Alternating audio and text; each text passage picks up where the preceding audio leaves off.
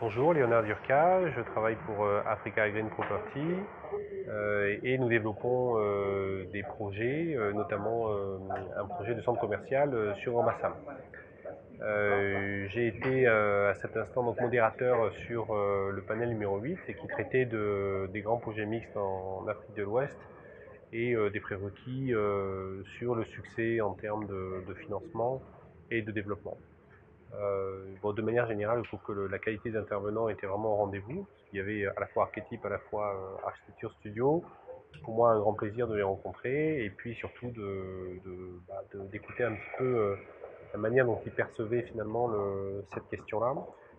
Question qui est assez large finalement. Soit on se contient à dire que il y a des grands projets qui existent, il faut les financer et puis il y a quelques prérequis au préalable. Soit on l'aborde de manière un peu plus profonde et c'est, je pense, ce qui a été essayé de faire ici et notamment en mettant en cohérence l'idée qu'il y a un grand projet mixte, c'est de l'expertise, de la compétence, ce sont des acteurs qui sont impliqués et une multitude d'acteurs qu'il faut arriver à coordonner entre eux. C'est des projets qui sont souvent longs et c'est des projets qui s'inscrivent dans une perspective de développement urbain, puisque finalement des projets mixtes de grande taille, ça rentre dans une logique d'urbanisation à long terme avec un changement ou un bouleversement pour des quartiers. Et ça, j'ai trouvé ça très intéressant. Le point que je retiendrai là-dessus, c'est tout ce qui est trait justement à la question sociale.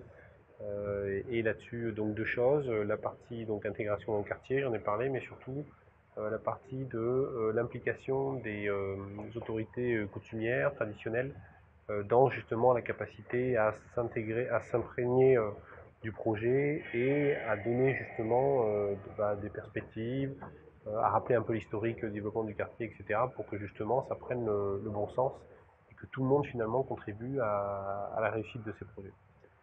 Après, pour l'organisation générale, et je finis par ça, très bien, c'est ma première participation au Babino Days, mais ça fait tellement de bruit qu'il fallait bien qu'on vienne un jour ou l'autre.